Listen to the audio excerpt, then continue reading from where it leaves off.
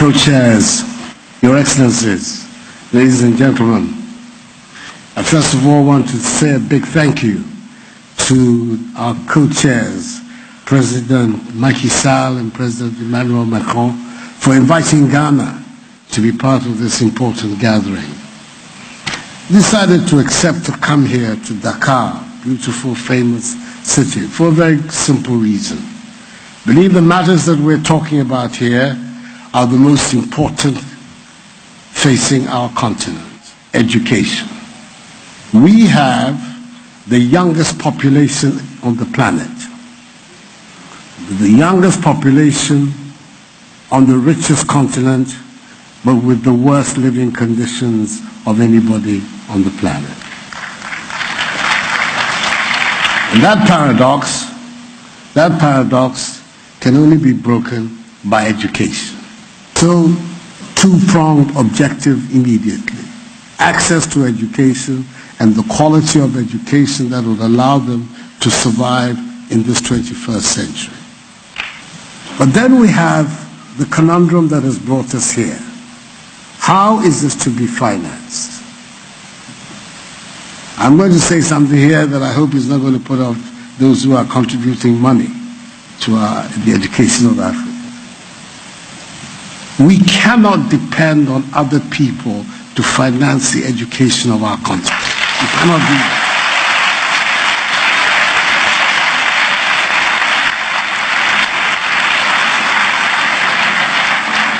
I'm saying that not to turn my back or turn my nose or to be ungrateful to all these very important and noble people who have committed themselves to helping. No.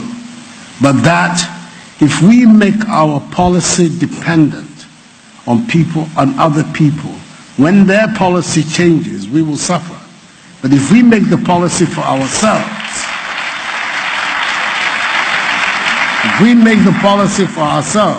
then it means that at all times we will be in control of our own destiny. And the monies, are they available in the continent? Yes, they are. They are in abundance. We eliminate corruption.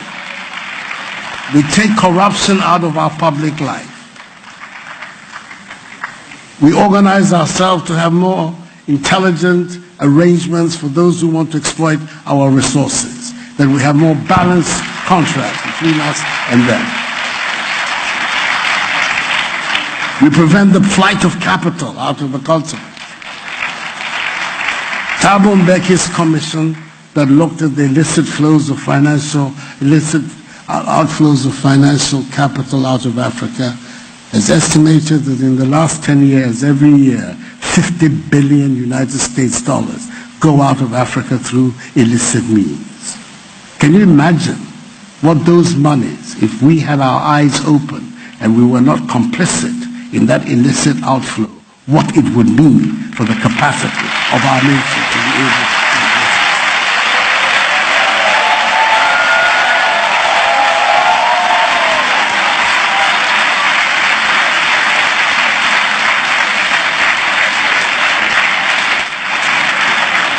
So that is our challenge. That is our challenge. How we can organize ourselves to make sure that the wealth, the huge wealth of this great continent, at least for the first time in modern history, is used on behalf of the people of the continent and not those outside. If we are able to close that gap,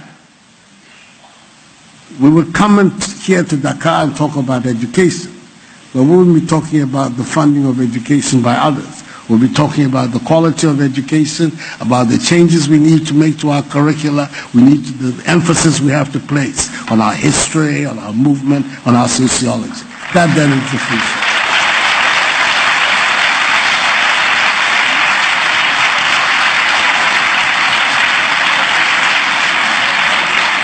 So that I am not misunderstood. All those who will be making the pledges, please, it's over. But I think it is extremely important for us to get our whole mindset right. We have within us our capacity to develop and promote the interests of our continent ourselves. Let's do it. Thank you.